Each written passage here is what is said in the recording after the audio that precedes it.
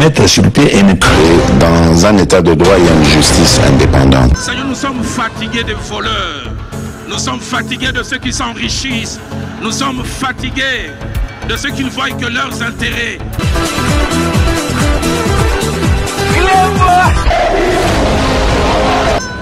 Je m'engage à user de tout ce qui est en mon pouvoir pour que les erreurs du passé ne se reproduisent plus et pour que les actions nécessaires à l'avancement de notre pays soient promptement prises.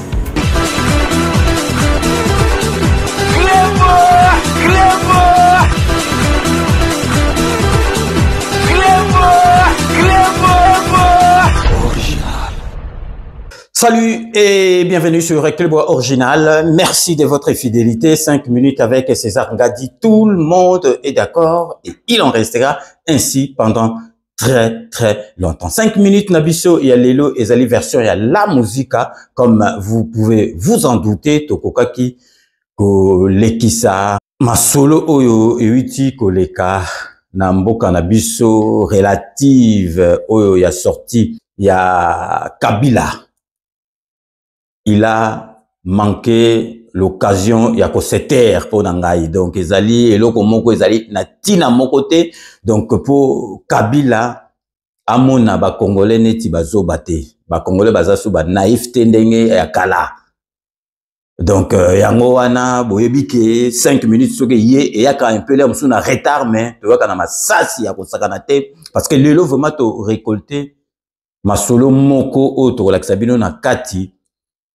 Pour te parler Nabino, mais on va pas s'interdiser to sala penza donc analyse à moulaïté parce que tozana tina tsusu ya kolobelaye makambebelete mais to zongise na temps to recadrer boyebi 5 minutes et ko louper jamais mais au moni batuloka ba Kabila na ebité donc aza sorodiongo bon donc talaka azui pouvoir gêne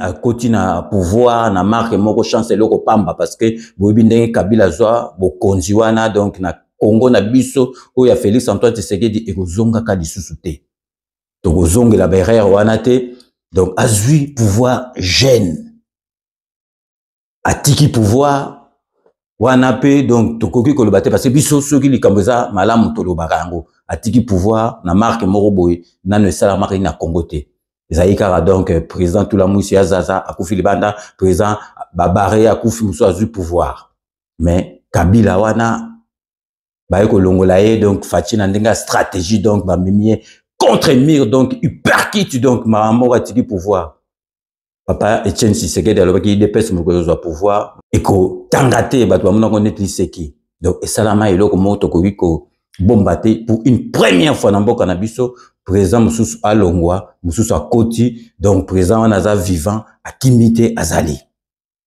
donc sorti moko pacifique na ebité ceux qui ba Kabila wana na ebité ceux qui ba makila bato ba mela donc azo boule kutute azali ki mutu moko boy akoki ko pemane tranquille bomoni na be bandeli na ye wana ndenga bandaki na ye donc apemi na kinga katini wana donc moko ba komona na président tia komona kaza fitiol ti président yo changer les faces donc président mais maki na ba marque les corbeaux les renards tant que fromage ko ikaka baki moi changer à cause de la musique na zongla sous dimi donc na lobi que Kabila fala pe mana e calme azoki bokonji na gêne moko bo abimi na épée tranquille asa ayiba biso mbongo belé fala pe mané tranquille c'est que biso tozo occasion to vana na bamboka ya ba mindele place de démocratie umela to mona ngana vana France au moins penza que président bimi a pemine calme comme kondo somba pays na tranquille Kabila ngozonga na pouvoir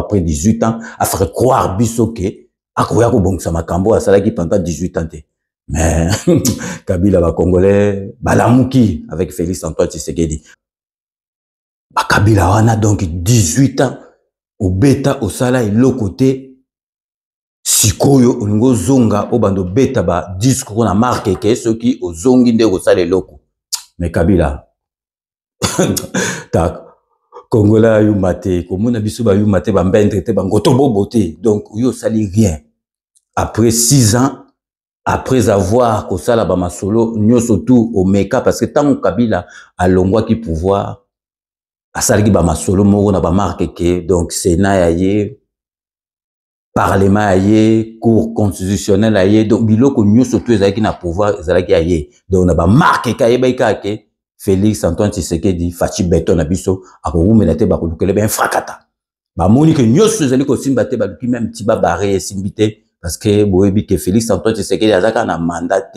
mais azali na mission divine mission oyo nzambe apesa ye po na mboka na biso yango bozo mona ke bato to bazo ele ba maka ba contre-temps ozo mona ndenge bazali kosuka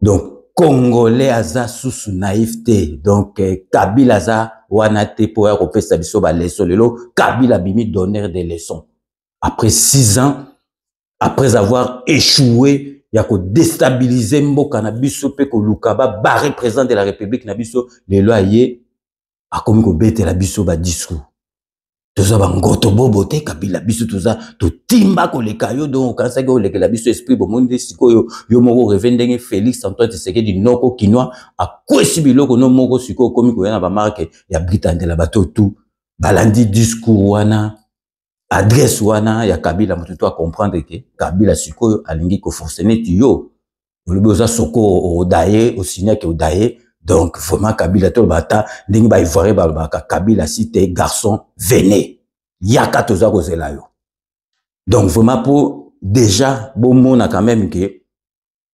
muto o ayeko lo ba na Kabila aza mutu moko otia confiance te barabatu asala bat ba faux moko ko sakana te nazola sabino ka image na kanisi ko pesa bino déjà méchant va to banda penda to développer mission bota la jeune net azalaki na donc atanga chic azalaki assistant professeur assistant université jeune moko bien parce que donc étant qu'à les alaki soki ba opposant ba bimi na balabala ezali synonyme ya bato ba kufa sikoyo ba marche comme penza ba policier amemelo kutu maya pesio ji abibaye au moins si marche donc aux là-bas simbo ba simbo kutu te botala image européenne biso passe na passe donc européen na yebi que surtout ba famille a Rossi Mukendi boyebi aussi Mukendi bango ba kufa po na pouvoir oyo ekoya botala jeune neti Rossi Mukendi a kufa kaka pour rien boye donc soto landi to bando tanga ba shebeya ba te belé au Kabila a bara donc lelo abandi ko ya ko pesa biso ba leçon nazo tia la bino po déjà pesa bino esprit mabe déjà botala Rossi Mukendi za ba image moko vraiment rare. L'humanité a célébré aujourd'hui la journée universelle de la fin du monde. Je crois que cet événement ne s'est pas produit. Malheureusement, la science n'est pas toujours rationnelle. Il y a un Dieu en toutes choses. Au micro, mesdames et messieurs, c'est votre compatriote Rossi Mukendi Chimanga. Donc bino moko boito landa Jeannette Roxy oyo Rossi Mukendi adaya karaboy parce que bimaki asala marche neti batunyo surtout pour na mboka na ye adaya donc lelo Kabila ya ko fioto lambanga na après 6 ans soki endenge ni donc Kabila a manqué occasion à ko se taire il fallait kaka a pemana ye kaka ndinga bando pemana ye. Mais Kabila toujours le ndenge ba ivoire ba lobaka cité garçon venez toujours là au quota.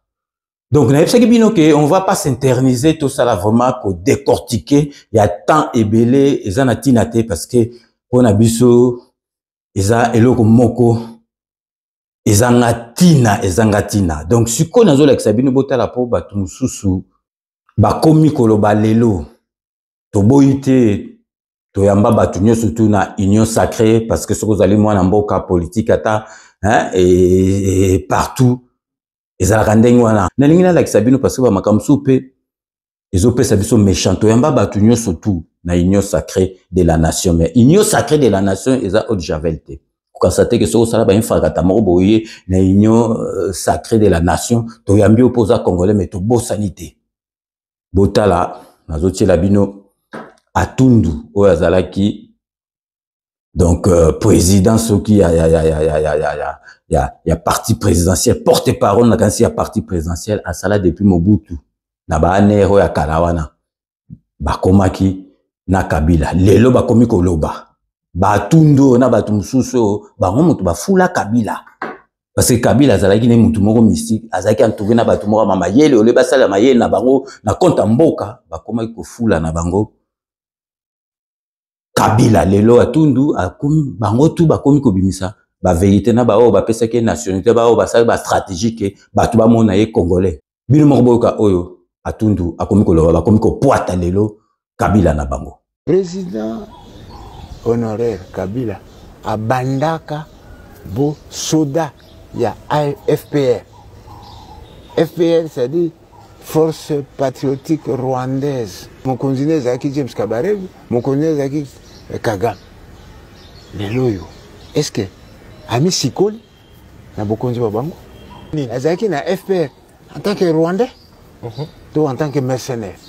Bino moko boitolanda donc atundu boki makamba lobi mais sikoyo omoni ba makambo susu donc tobosa na rateba constater que Félix Antoine Tshisekedi angoto bobo azangoto bobo ta noko to yemba bino na union sacrée mais boye ba ke bozo rien ba tundo bango ba fula Kabila bango ba fula ye bazolo ba etant kala siko pourquoi bo ndolo ba makambo te o zolo ba siko tango zalaki donc mukonzi ya parti présidentiel ce que porte-parole. Aspiré to bondo ko fula ite lelo donc boye ko fioto la seconde parce que bon comprendre que Kabila ko zonga ka lisute tango Félix Antoine Tshisekedi azoki pouvoir Fachi beto na biso bondo lo bani bo pesa ke ba kombo nyo surtout azana pouvoir te azana le côté to pesa ki yango to zo yango lelo to komina na sixième année te bozwango donc batundo to ndima bino na union sacrée mais bo kansa biso za ba ngoto bobo te to bo sanité makambo bondo sa na Kabila lelo bo moni ke Kabila donc par terre parce que donc Kabila asili donc ye ou bien bakangi ou bien abarame donc ma solo na mbontu pe na diko sa bupia etigali ndenge wana siko bokomu bala bokomi ko balusa ba masolo donc bato bakoki ko loba penza na ba masolo alelo izaniti bakinwani masamba kamitatu o azalaki donc envoyé spécial à président de la République à Banda na président Fachi Banda kanako trahir jamais président Fachi. Je mets ma main à couper donc bato lokola bakinwani kamitatu masamba boko yokete na masolo faux parce que donc Banda na Félix Antoine Tshisekedi avant azalaki pe papa Tshisekedi azalaki donc bangonde lelo bakoki koloba boyo kabino moko ba intervention et ce qu'à chaque fois na lekisia donc vous sentez penza que moi na mboka peut azali Fachi azali sima ya Félix Antoine Tshisekedi donc restez connectés sur Club Original on revient tout de suite. Bref, nous voulons dire à cet imposteur, l'usurpateur Hippolyte Kanambe alias Joseph Kabila que c'est lui qui veut du miel doit avoir le courage et surtout le souffle d'affronter les abeilles du président Félix Antoine Tshisekedi Tshilombo, les vrais combattants que nous sommes. Que vive la République démocratique du Congo, que vive notre président Félix Antoine Tshisekedi Tshilombo qui lutte pour un Congo fort, uni et prospère. Je vous remercie. Bino moko boyoki intervention et à son excellence Kinwani Masamba Kamitatu boyoki mwana mboka ata biloko postaka na ba réseaux sociaux bozo sentir donc atiaka mai na monoko te donc bangonde bakoki koloba mais batundu bakoki lobela biso boyete bovandaka na biloko anye bolongwa bokimi Kabila mais ba moko bovandaka parce que bino mutu bofula Kabila wana bino mutu bofula Kabila donc vraiment moko to yoki boy ezali pasi na maona moteur bota lelo ba fayulu bakoma ko signer ba papier na Kabila oyo abandaki ko critiquer donc fayulu lelo donc akomi amnésique abosani makambo na zoti la bino bota la fayulu oyo abandaki ko loba na Kabila avant lelo akomi ko signer donc ba accord donc ko signer ba accord na Kabila au moment où boka makambo fayulu abandaki loba. On ne devait pas se poser. Je ne comprends pas nos frères et sœurs qui viennent ici nous balancer des trucs. Et vous voyez M. Kabila s'est pavané, et puis avec les gens, des Congolais sourient, et puis les Congolais sont là à ses côtés. Mais quelle méchanceté! Ces gens-là sont des sorciers. Non, je pèse mes mots. Ils n'aiment pas les Congolais. Comment des messieurs qui ont étudié Comment des messieurs qui ont un parcours, des dames qui viennent comme ça derrière M. Kabila pour saboter les Congos? Est-ce que vous trouvez ça normal? Aujourd'hui, M. Kabila, il doit faire son examen de conscience. Il est resté au pouvoir de 2016 en 2018. Il a trahi la constitution congolaise. Il a trahi le peuple congolais. Il a tué à l'est du Congo, à Beni et dans le 2 Kasaï, l'insécurité qui règne aujourd'hui. Moi, je ne voulais pas rester avec l'incarnation du mal. C'est pourquoi j'ai quitté Kabila. Si lui peut se comparer au Christ, je demande à la population congolaise de nous juger. Pour moi, les Judas, c'est Kabila.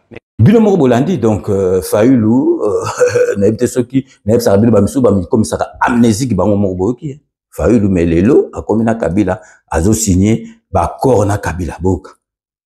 Les images restent au rôle baboye donc etikalaka. Donc nazo la sabino ka ba série ya batu tozo la sabino Francis Kalombo bon azani mwana mboka mais bazali ba côté tilelo bazala côté à Katumbi boyoka bino moko donc parce que bato belé atalem so za côté ba Katumbi mais so za mwana mboka intervention adresse oyo Kabila salaki donc il faut kaka o réagir ya on a moni ba réaction ezali ebelé toujours la sabino réaction suko tozwaki boyoka Francis Kalombo oyo azali koloba a lobby makamoko penza ke sepeli singa ya wana na lobby na partager mon abino. Donc restez connectés sur Reclebois Original, revient tout de suite. Courage va affronter le peuple congolais pour donner de leçons. C'est quand même regrettable. Les gens ont été tués dans Mboko. Wapi Russi, Wapi Kapangala, Wapi Shibeya, Wapi Fidel Bazan. Est-ce que Batouana va couper parce que Iba, Toba Kangaka Batou Basali Bakri? Mais non. Il y avait un système mis en place, piloté par rien, dans le service de renseignement, pour Batouba pour Lima. Combien Batouba pour fiter? Batouba pas pessi, même pas droit à rouler là-bas, à Bango, d'ailleurs, à Bango. Mais tu as aussi gâté dans le Batouba pour le Bawa, ni des salami pacifiquement. Mais non. Et donc, tu as appelé le président Tshisekedi. De façon pacifique du pouvoir. Non. Nous avons, nous avons des héros dans le Congo. Oh, bah, Koufi Paul Lelo, au moins la tête en bas, dans le changement comment? Dans le CP là. Tumba bango vive na permanence à IDPS. Même Etienne Tshisekedi, et Bembenaye et Sali, ceux qui 2 ans, ba okunda été, pour n'y pas à Rubunde Lamboko comme état de droit. Kapanga la Salanine, les gens ont été gazés, tout la kacha ba église, ba profana ba église. Et bon, les gens m'a donné des leçons, ba raté occasion. Bill Morobolandi, donc vraiment pour Batumusu Francis Kalombo, attendu surtout pour Batumusu Bazobosana. Ngana zoloba vraiment le bakutu le doto chata soki mbwa ou bien makaku mais Kabila kozonga na mbokote Kabila barabatu Kabila salabatu ba faux moko donc vraiment et puis Kabila azamutu na bisote et yebani bomoni bino moko ke azoloba ke akoya na Congo akokita par Goma place ezali occupé yo mutu dusokoza na bato wana te okita kuna ndeni mais zoloba na Kabila ndeti ba ifare baba Kabila si t'es garçon viens, on t'attend. Tokotala oyekoleka. Donc, avant Siko Tokota, na ba point clé, il y a intervention, donc il y a adresse, il y a Kabila, tout marqué, courte pause publicitaire, il y a ba partenaire. Donc, restez connectés sur Reclebois Original. On revient tout de suite.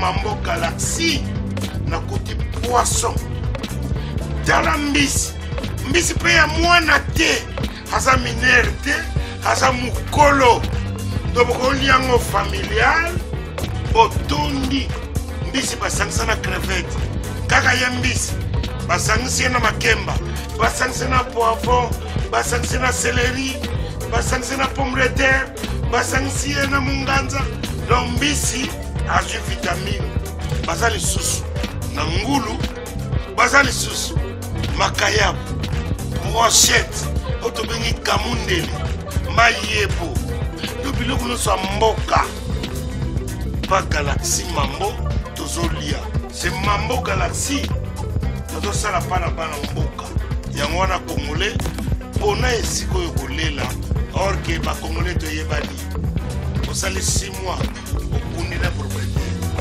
tie mosaka na liso mais galaxie mambo 8 ans quel restaurant eza mosika te. Au numéro 137, rue André Carman, à Aubervilliers, composez vite les 07 53 28 89 07. Galaxie Mambo, c'est du wow.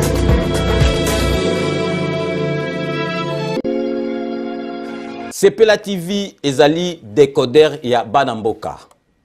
Sepela TV différence nango ezali na ba décodeur mususu o tozalaka nango na kati ya ndaku. Sepela TV botala ngo ezaka mukie. Eza mukie olingi ko voyager ozu yango o voyager nango. Parce que ba décodeur o biso tozalaka nango evandika na ndaku mais Sepela TV déjà eza mukie botala ozu o kolisi yango ka na poche na kosi na poche à veste o voyager o memi yango partout dans le monde ici ka zo kende. Donc ozaka na besoin ya câble HDMI courant na internet. Internet est comme partout, courant est partout. Donc ils en a plus de 500 chaînes yo surtout ya kitoko. Bilengi ba choix ya congolais kaka mutaoye bango. Donc congolais kaka mutaye bango. Congolais kaka mutaoye ba elengi nini yo kaka. Donc congolais kaka mutaye bango. Donc c'est Sepela TV ça ya Banamboka. Bozwa abonnement nango okozwa ngo ya ne mobimba okozwa ngo pe par mois. Au bengi bango na ba numéro na bango bozali komona. Donc Sepela TV ezali décodeur ya yo ya ngai. Donc ezali ya étranger te ezali ya Banamboka. Avec Sepela TV tout le monde est d'accord et il en restera ainsi pendant très longtemps. Bienvenue dans le monde de Sepela TV. Sepela TV est le décodeur qui vous permet de suivre les chaînes du Congo en direct de la diaspora. Chez Elbito Coiffure, toujours, ça marche comme ça là, avec la télévision là. Toujours.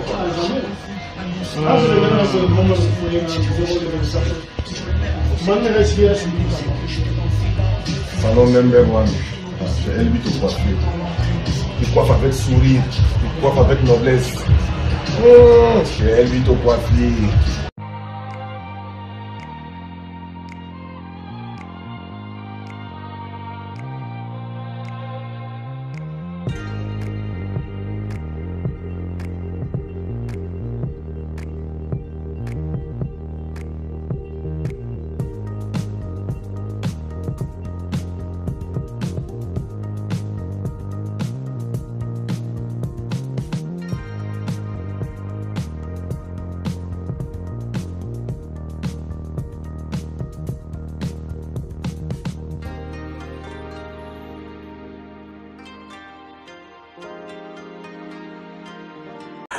De retour sur le plateau, bienvenue pour ceux qui viennent de nous rejoindre après ces bandes annonces relatives à nos partenaires. Obino Boyebi, Zali, vraiment, Biloko Abanamboka, Tolexarango, pour moi, Namboka, Soka Sale Loko, Tchaye Maboko, Eza, Ndenge Wanake, Marke Wanake, donc avancer, parce que Congolais, Nemi Naekaka Congolais, vous préférez, soit qu'il n'est pas étranger. Ko, Tozongi, Nakatia Masolo, Tozo, l'Axabino, point clé.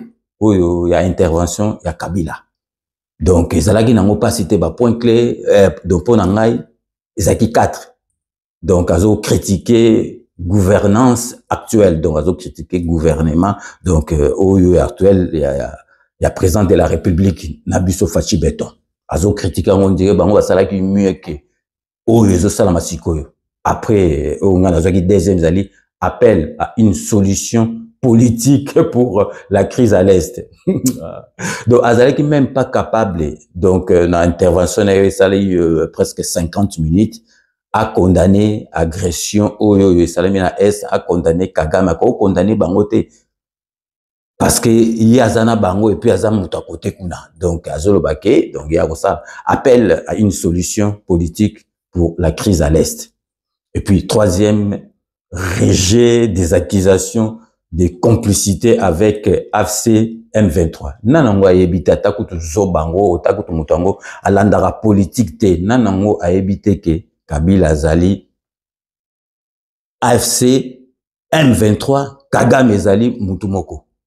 Donc, à Soubisi Wanate, à l'oublier, donc, ça a tout pour un retour sur la scène politique. Donc, ezalaki bosso en catimini, siko ekomi makampenza ki azoke na ona marque Britantela. Kabila, Congolais aza susuneti, Congolais akalate. Congolais a fongoli misu. Pouvoir ozwa ki chance loko pamba bakeba zuyo batio wana. Donc, eza marque oyo wana susute makamboni c'est évident. Félix aoke na masolo na eti na suka.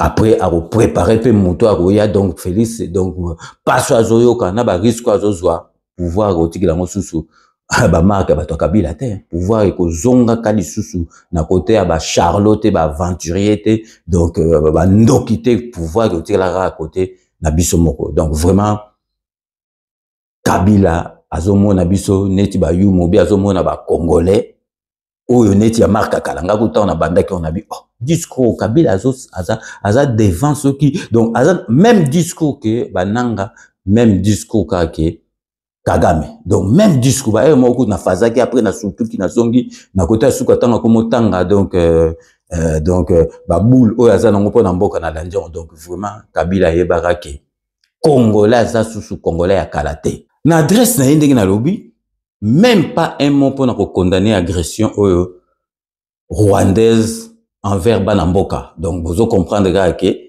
Aza, Mutuna Bango, Aza na Bango, il y a le B, à cause de Namboka, parce qu'il y a Aza Sokoro, donc, après ça, serment que Aodaye pour Namboka.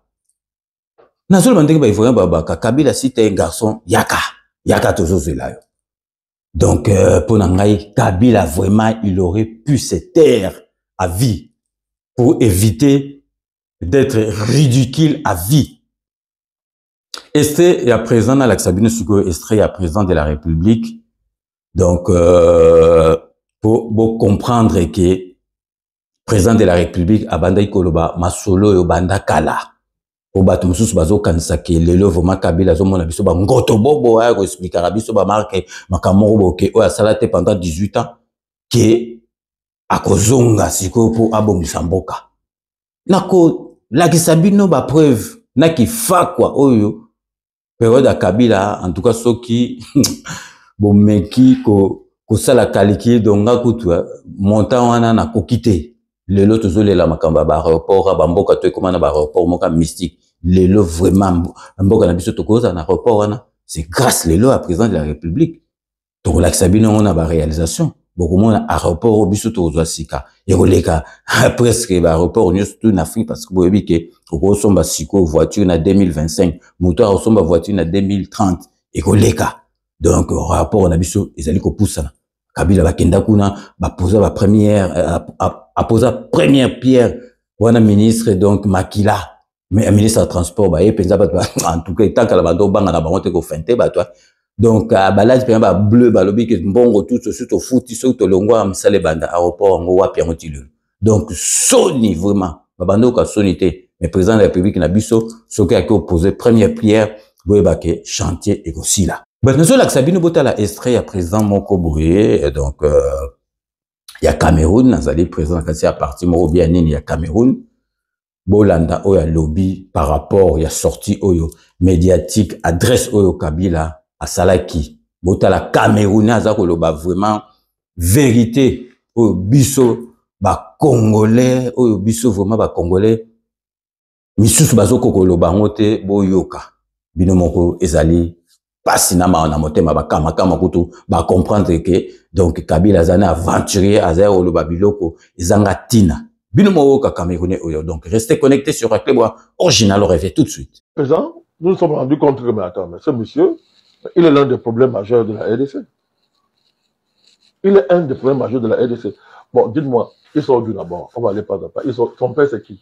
Son père, c'est... Sa mère, c'est qui? Son père, c'est Kabila, qui a été président du... Il a grandi où? Non, je répète encore. Son père, c'est qui? Vous avez dit que c'est Kabila? Père? Officiellement, nous savons que son père, c'est Kabila. Il a grandi où? Voilà, officiellement. Mais, je vous ai dit que tout montre que c'est pas vrai. Vous êtes en train de dresser le portrait de Joseph Kabila. On ne sait pas d'où il sort. Il a grandi où? Il sort d'où? Parce qu'il faut qu'on aille loin, tout à fait. Allez-y, Monsieur le Président. Voilà, parce que d'abord, il faut d'abord savoir ça. Parce que c'est important pour comprendre les positions qu'il a aujourd'hui. C'est même important, même pour revenir même sur la passation du pouvoir, la tendance là qu'il y a eu en RDC. Donc, ce qu'il dit, c'est un tyran. D'accord. Kagame est démocrate. C'est ça. Le M23, tous ces consorts, Kagame sont des démocrates. C'est ce qu'il dit qui tue depuis 30 ans. C'est ce qu'il dit qui a causé 20 millions de morts depuis 30 ans. C'est ce qu'il dit qui a tué près de 8 000 personnes en Goma. Si on pense à ce cas-là. Qui veut des enfants. C'est ce qu'il dit.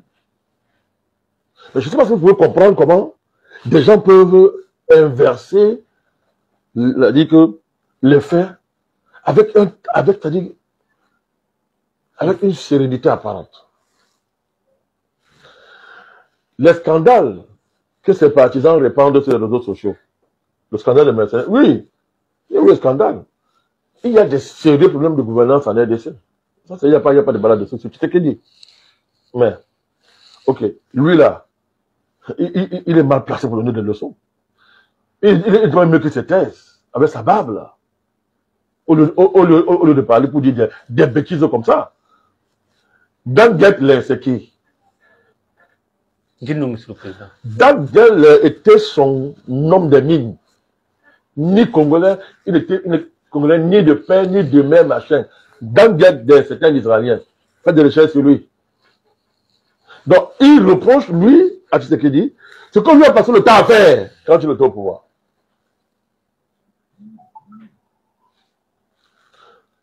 Donc, je laisse de côté le fait que, j'y reviendrai. Vous ne pouvez pas reprocher à celui que vous estimez être le problème de la RDC. À M. Tshisekedi, ce que vous avez fait, même en pire, je dis bien, même en pire que lui. Quand vous étiez au pouvoir. Quand vous étiez au pouvoir. Et par là, donc, vous soutenez le M23. Et Paul Kagame. Vous vous dites carrément que le M23 sont les Congolais. Bon. Des Congolais qui massacrent leur population depuis des années. Et qui, en un temps record, ont fait au moins 10 000 morts. Seulement pour entrer en Goma, etc.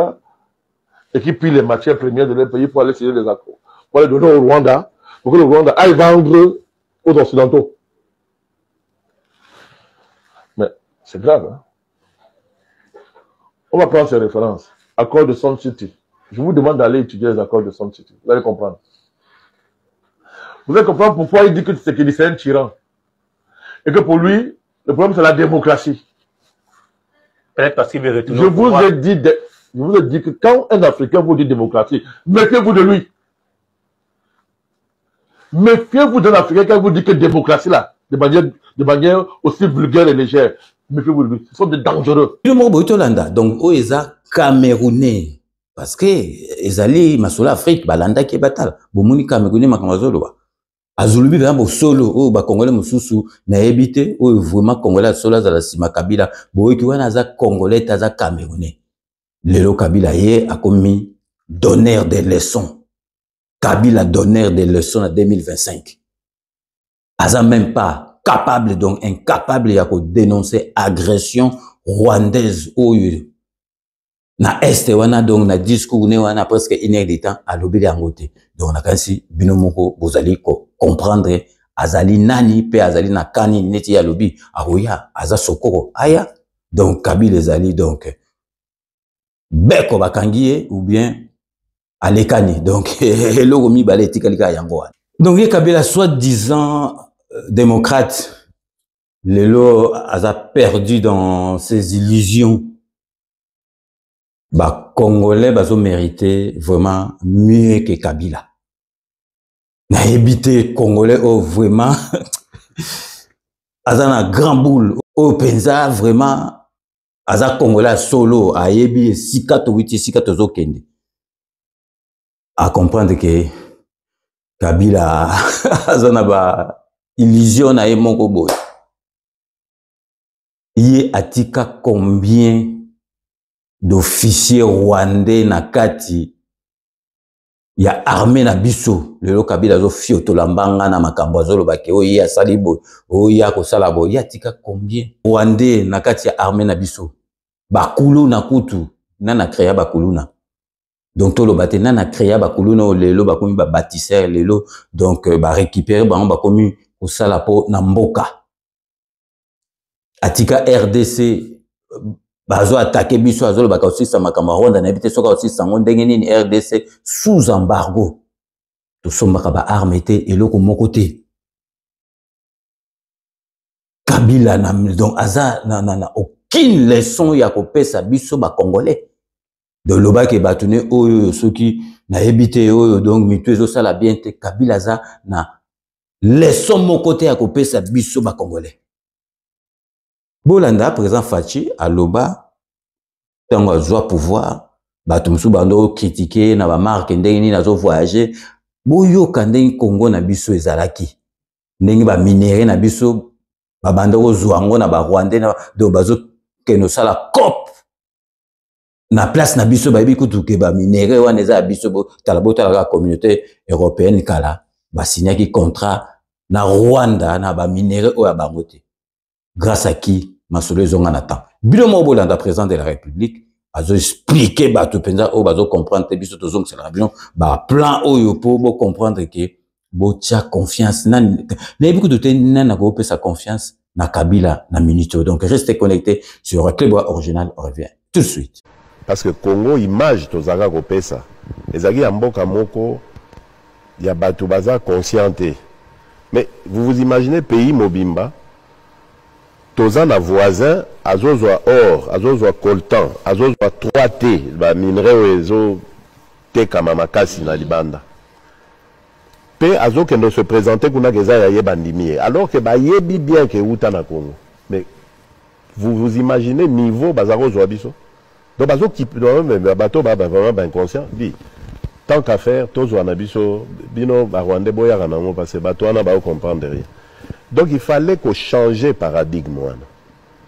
Qu'on l'a qui sabango que non. Congo est à peine à bananango, baza banana, ya Congo, balingi Congo. Pe balingi ko sala de sorte que Congo est tombouama. Ba comprendre le message. Mais pour ça, il fallait qu'on luka batou. C'est ça la communauté internationale. La diplomatie, c'est ça. Malheureusement, diplomatie est ali ba contact. Ba conserver maman.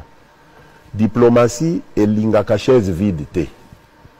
Ceux qui ont osa muta chaise vide, osa muta charisme. Ceux qui ont muta jeu na diplomatie simbate. Diplomatie, il faut qu'on solo là. Il faut échanger, il faut développer l'amitié. C'est ça qui nous a aidés. Et moi je suis fier. S'il fallait recommencer, on recommencer. Mais et je voudrais vous dire, maman. Ba voyage on les a plaisir te hein pour osana idée te ya ndenge na kembaka ba heure à vol tamso koma boy ba parce que lobby ezo ba na 8h du matin yo koma ba 2h 3h du matin fatigue à voyage mais il faut kende il faut solo là bah c'est pas facile donc vraiment ça ne ngai vraiment si c'était que bon ba proposer le comme ça na pona et loko wana que ba voyage c'est éprouvant. Mais monsieur le président même partenaire wana baza ko financer Rwanda ou azali pays agresseur et RDC moi tu vas jouer double jeu. C'est pour ça que nazo le banayo likambo yo ezali et umeli depuis 30 ans. Pendant 30 ans tozaki absent. Webi frazo na auto lobano na yoka kiango et pas ya sous-secrétaire d'État américain, on a Yambaki, je ne sais plus, il y a quelques mois. Na tawaye, na lobeli, quand on a besoin de soutenir Boye, vraiment, bazo kou fait pas nangaï, ça fait des, besoin de génocide à Rwanda, il y a 94, d'accord, mais chez moi, ça fait près de 10 millions, qui en parle, bino tout, boza complice. Donc, na moni penza, maman, ningani, a dit singa bi, Monsieur le Président, c'est normal. Pendant 30 ans, nous n'avions pas d'interlocuteur dans votre pays. Ça l'analyse à phrase, on va comprendre ce que ça veut dire. Binomo Boitolanda, bateau, si bazo comprendre, donc, n'a évité ceux qui, au pensa congolais, pensa solo, au Kabila, a rejoint na G vraiment, qui est Andi Malelo Kabila, baboulou azanango, tala, vraiment, n'a évité tout, donc, ils ont pensé méchant. Nako seka do Kabila mon abisoneti bangoto bobo moko boya ya zolo wa makambo akoyo o salate donc ye lelo a kopesa biso a komi donner des leçons zela na otangela bino liste ya ba quelques faux masolo ya ki fakwa na masolo o ya mabe Kabila sala na mboka na biso na tangele bino déjà donc exemple aéroport kaka lelo mbele na mboka na biso tokoza na aéroport on est tous à la on te biso to voyageaka ba pays net be chopi wana be chopi le komi ba pays en Afrique komi na danger kala biso na balera kala balera mobudu so ba bengo tala santé net chopien ali raté net muto chopi muto mona muto azolela le lobo tala chopi ba avion les autres dans le monde entier bota l'aéroport et chopi il dit ça be borokama mais kala na bane 70 depuis 80 boso qui Congolais boye. Ba fingi yotala nzoto donc ali araté net chopien. Mais siko éthiopien comment marquer. Donc vraiment ils allaient passer na mawana motema. Donc vraiment oyo le lo fatia zo sala pona mboka na biso ba chantier tout donc ils ont fonga basoka ya poser première pierre à le bas déjà que chantier moko tikotik la inachevé na mboka na biso. Le lot, donc, en tout cas, après, man, être tranquille, après 6e année, à Moni, donc, bah, c'est li, bah, ma solo, y'a ko déstabiliser mboka na biso ti, bah, comment y'a ba boule, bah, représent na biso, bah, kokite, allez, lelo ya ye, ki a lobi, ki yo, ye, ako sala boy, pona Congo na biso, au moment où 18 azala ki wana, asale loko tazolo wape, donc, ma bele a ba koko na ngai. En tout cas. Mabela bakoko on penza na éviter ceux qui mabela bakoko on ceux qui ont marqué vraiment na éviter donc mabela bakoko na ngai donc na ko seka il peut le dire que pays où il y a Félix Antoine Tshisekedi est malade pronostic vital nango est engagé les années que mutalongo d'ailleurs au côté hôpital babi pronostic vital nous est engagé donc aux autres vraiment donc il va marquer que donc au d'ailleurs. Donc, Kabila lelo aye, azo pesa biso ba leçon, alinga reprendre ma solo, donc pour yé mutusiko yo, ako bungsamboka, mais, Kabila, donc, il fallait ga o faze, ndeko bando faze o vanda, donc, yé baka kie, o nyoso tozo sala, iko simbaka te, président Fati, azaka na mandat pambate, azali na mission divine, mission nzamba pesa yipo na Congo, ako PCP ba possibilité, nyoso tout, akende nangoti, na suka siko, na rotangela bino liste bo comprendre ba détourner mais salama na era Kabila o lelo azo fiotola mbanga alobi ke non les alaki bo IGF kale bando sani IGF bando contrôler ka ba société ba nini IGF ezalaki relié na présence te et contrôler donc ba ministre ba nini ezalaki te IGF bando sala bandaka la mais rôle nango ezalaki ni rôle nango bando sala loko mote zela na tangela bino liste ya ba mbongo donc bino kutu donc moi écoute ngana sala ba calcul les alaki donc eza pasi na mawa na motema donc on a la sabino na otangela bino eza ba détournement au salama entre 2001 na 2018 par le clan Kabila donc bino morboyoka donc tout a commencé par paiement à dette au Congo Brazzaville bobi Congo Brazzaville azaki na dette moko ya SNEL détourné il y a 32 millions de dollars. Précepteur nango ezalaki Bochab. Le Bochab aya na union sacrée de la nation donc na période on ezalaki directeur de cabinet ya Kabila.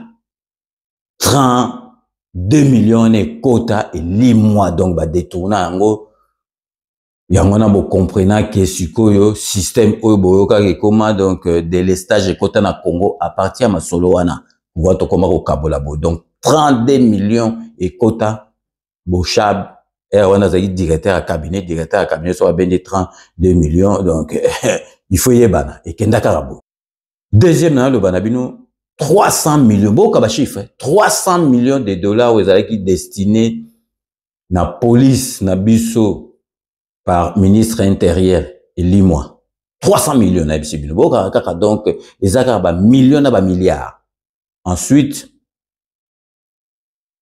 1 milliard 300 millions de dollars destinés à 5 chantiers. 1 milliard. Plus de 1 milliard destinés à 5 chantiers. Autant Kabila y a 5 chantiers. Mbongwane Limois.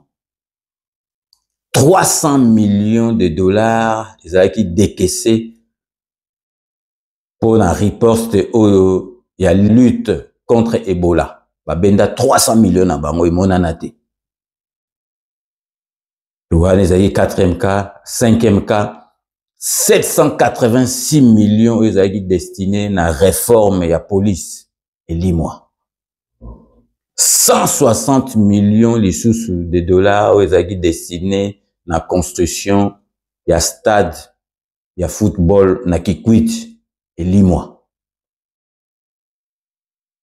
30 milliards, ah, ils ont solo à millions, milliards. 30 milliards de dollars américains, s'il vous plaît, ils ont pour un contrat chinois, au bout que contrat chinois, au président de la République, Napso Fachi Betotan Aye, à l'Andeli en outil, zongeli, contrat, signé, on a marque, moi aussi, il y a norme, donc, 30 millions, donc, de dollars, ils ont destinés à contrat chinois, ils ont destiné, il y a développement, il y a population riveraine par construction, il y a autoroute, il y a hôpitaux, il y a infrastructure et belengo, tongamana, mbongwana, 30 milliards et monanate. Donc, comme dans 8e cas, il y a 145 millions projets au Japon, il y a Louloa. Il y a pont, il y a Louloa, na Kasaï central. Et lis-moi. Donc, tokomi, na 9e cas, donc, na Zulubino, donc, quelques bilots comme Roboye.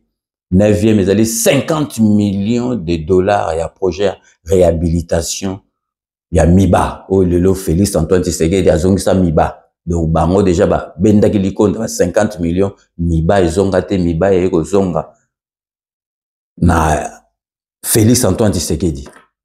Tokomi, na 10e, 450 millions, il y a projet à réforme des entreprises de l'État. Copirep. Na Epsibino, 450 millions. Et mon anate. Donc, on est à 10e cas. Si koyo, to komi na 11e, on a ponel bino kaka. Ndambo, 11e, donc 125 millions de dollars pour la construction, il y a autoroute. Na Kintin aéroport. Aéroport na biso wana donc autoroute ngole kana lelo président de la République Fachi Beton a sali rocade au monitor la Sabino na ba réalisation président niveau zali ko kende parce que bi siko ozwa poids lourd ozwa nzela limité nzela ya aéroport zaka moko lelo bato ba kota ba mbinja ba ozomba la moko to lekini ba kota ba lutendela timba la moko aéroport rocade les salama me bango bandaka la beto sala déjà autoroute ba rocade wana ba benda 125 millions monanate. Donc, comme la 12e point, il y a 350 millions pour la modernisation et aéroport Andili. Na epsek bien aéroport Andili. Makila, donc, botalara ke ministre, ministre de transport, na période de Makila, au monde na télévision, Kabila Kenda a posé sa première pierre, donc, balubi ke sobake, baboule bandi 3 ans, tilelo. Donc, 350 millions de dollars, wana, et monanate. Donc, comme la 13e point, 45 millions de modernisation et aéroport à Lodja. Comment rester sans retouche jusqu'à ce jour. Na Lodja, wana.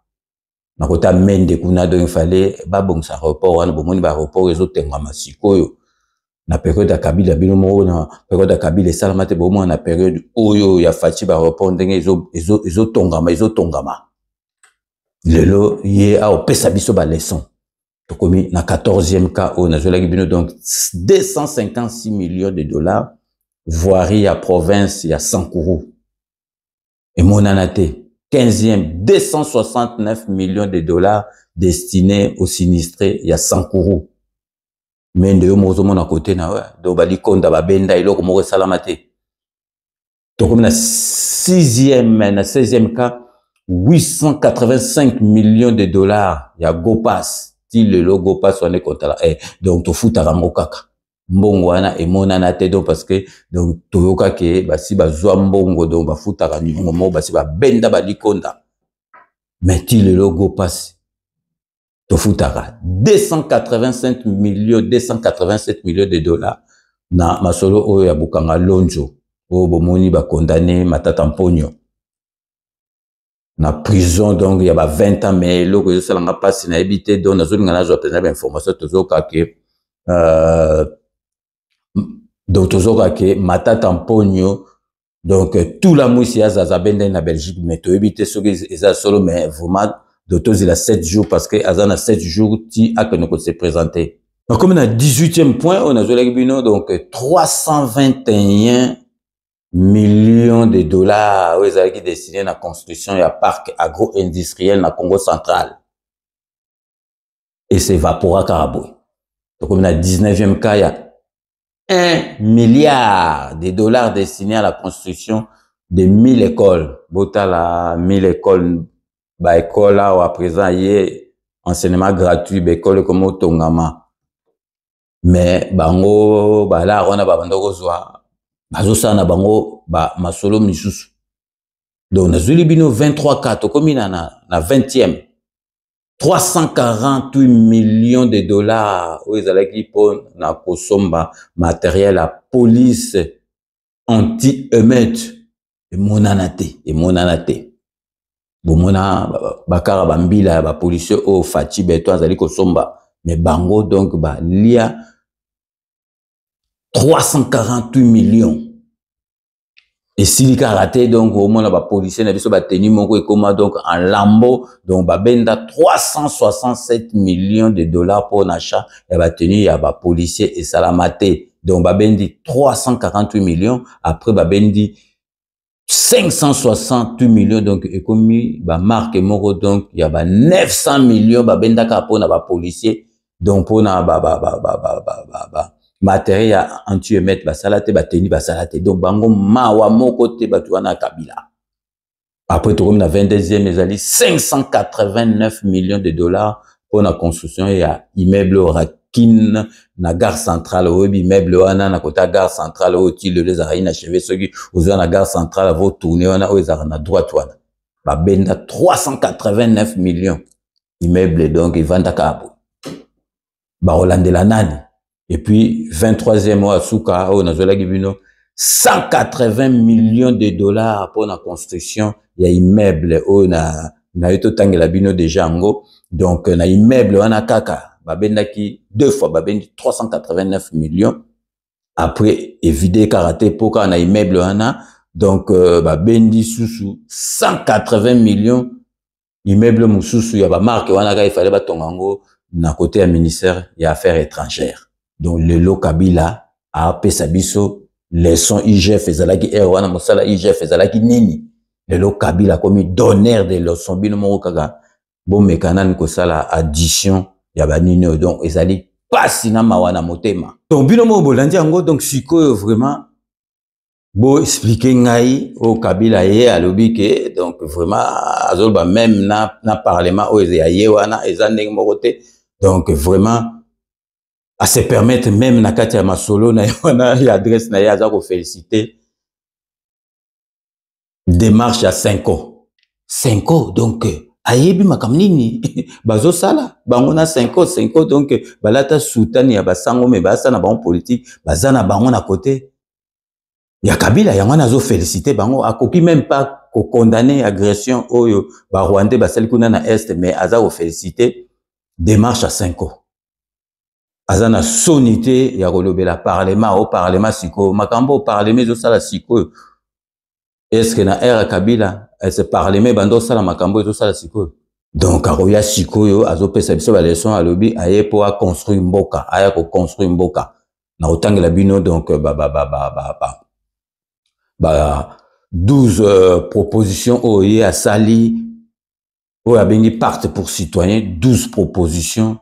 Donc, binomoko, bokoyoka soni pe pasi na mawana motema. Donc 12 propositions naie donc ils ont c'est ça donc un à lobby mettre fin à la dictature. Donc pour y na boule naie donc ndenge azo boulé azo kasabiso za bazoba donc sikoyo Félix Antoine Tshisekedi aza dictateur. Donc il y a remettre fin à la dictature. 2 arrêter la guerre. Donc guerre il y a est il y a quoi arrêter.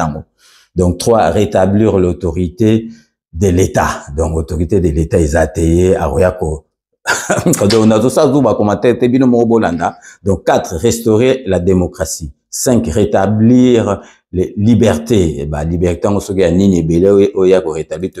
6, réconcilier les Congolais. Donc, il y a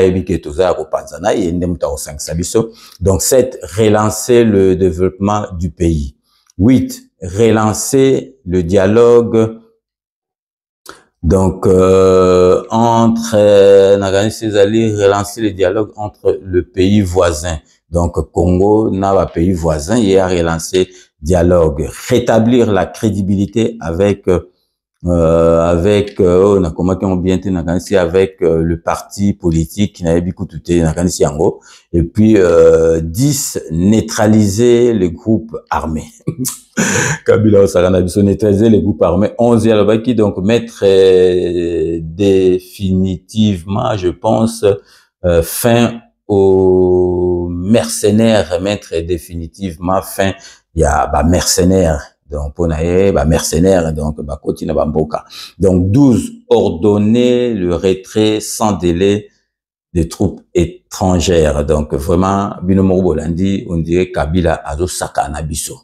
Donc Binomo Botali 12 donc propositions au Kabila Beni pacte citoyen. Donc 12 wana Bolandi ango. Donc vraiment na éviter ce qui Kabila mutu na ezo fonctionner. Donc Azo mona biso neti ba yuma neti ba ngoto bobo. Donc Kabila problème nezali boyebi a sokonde mo abeti tolo. Donc vraiment convocation na cour militaire zosilaye. Donc crime de guerre boyebina musala soda crime de guerre so sali crime. Donc oza mutumoko kuna donc babaraka batu. Donc baza ko poursuivre comme criminel ya guerre.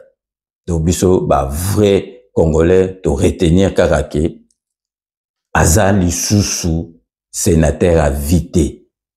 Ba immunité naye ba longoli yango. Donc sur 98 donatui sénateurs, 88 ba vota kike ba longolaye pour ba poursuivre ye. Et logo biso tokoloba Kabila cite garçon venez tozozela honnête yo lobe ko kota na boma ko ya yaka. Mais eloko biso to senga o kende ko se présenter na tribunal militaire ba yoka yo makambo zali koloba. Donc pour bato ya Kabila boyebake Kabila a vidé. Kabila boyebake a vidé libela donc carrière nae politique est vidée. Donc tozo mona kutu donc ndenga oyate parce que aroyate wana nyo swazo chamunoko soka ya baro ngwata ye donc be kombala moko ndolo akomo samba za na boloko après tango bakatele masolo donc bakatele masolo donc eloko etika na Kabila tout la mwisi ya zaza ou bien bakangiye ou bien yé moko aza koluka liwa. Donc parce que yé a déclaré guerre na mwana nzambe Félix Antoine Tshisekedi aza mwana nzambe donc nzambe mutatie wana po asala masolo oyo po na mboka na biso ezonga esika ezalaki. Donc vraiment totenaki donc bomoni ke tokotia jamais image ya adresse wana tozana tina totia illuminé arate biso to ti kaka bateau va réagir et puis na masolo na biso mon parce que toko tchaye tout ça les publicités mais to luki ba makambo alobaki pour te expliquer bino pour bon comprendre que Kabila mutu ezo sa so bien ta comme na suka Kagame comme qui déjà na suka asili Kabila pas comme na suka parce que après avoir tenté à déstabiliser mboka l'institution tiba meka ko barre président de la République ko kiangote butala adresse à Salipo Nangai, donc a manqué occasion à se taire, il fallait pas manaï parce que eloko wana a lobby eza donc natina mon côté na kati adresse a même pas courage ya ko condamner agression rwandaise pour comprendre kaka. Donc tokomi nasuka ya émission na biso ya lelo ndenge na yebisa binoka ke. Je vous laisse le soin d'en tirer vos conclusions et de me faire parvenir vos commentaires comme d'ailleurs vous en avez l'habitude. Surtout comme nasuka bobika base totika rangote base vraiment ya honte comme ça président de la République donc présent parce que na likopa ya fayu lukuna na Genève donc président de la République abeta chita sima landa base ya ngona ba masolo et pesa boy donc tokomi nasuka bobika ke ba remerciement tout ça la rango na base na biso turbo santé to banda toujours honorable Jean Moutala na Katia Londres et puis José Kano qui kakamene maître Weramukuna na Katia Londres to tikali toujours na Katia Londres pour na repesa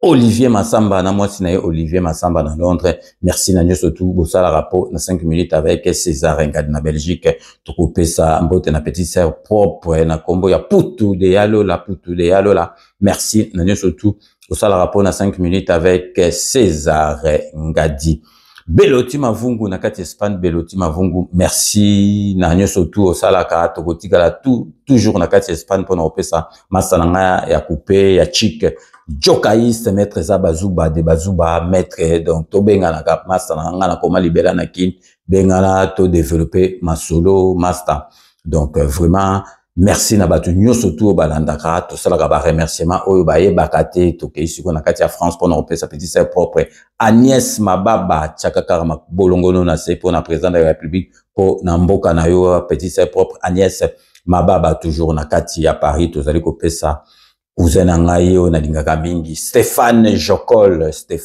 mutasubisa masolo nyoso tout Stéphane Jokol merci na nyoso tout au sala rapport na petit na EP na 5 minutes to tigali toujours na kati ya France pour na repesa mbote na président Bob Masala Pervier président Bob Masala na muka jouer tout merci na bino mibale to kesiwo na kati ya Suisse pour na repesa le philosophe Eddie Edo, le philosophe Eddie Edo, na moi merci vraiment na la réflexion na yo monité donc Kabila Azuma solo donc immunité na yelongwe parce que ça qui na doute moni vraiment que donc mboka oya Félix Antoine Tshisekedi ezokene na ba marque moko ya bien donc Eddie Edo une fois de plus merci na nyo surtout na moi c'est na au sala rapport na 5 minutes avec César Ngadi Claudine Kanja tozongi na Paris pour na opesa Claudine Kanja la duchesse Claudine Kanja merci na nyo surtout au sala rapport na 5 minutes avec César Ngadi Babi Lumumba na Namibie Babi Lumumba na Nabibi donc merci na surtout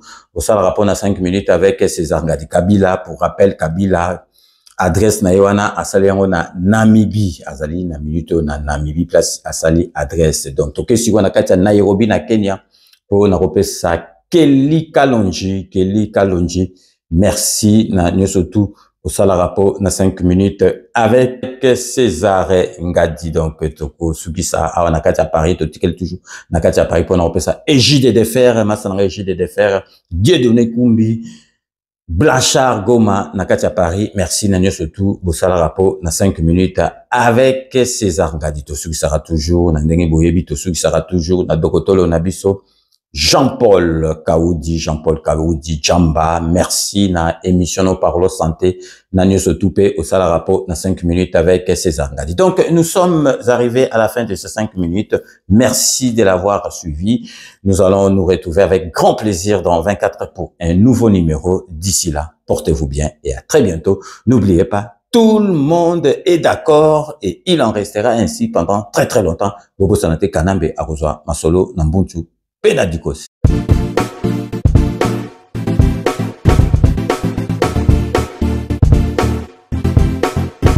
On doit mettre sur pied et dans un état de droit et une justice indépendante. Seigneur, nous sommes fatigués des voleurs. Nous sommes fatigués de ceux qui s'enrichissent. Nous sommes fatigués de ceux qui ne voient que leurs intérêts.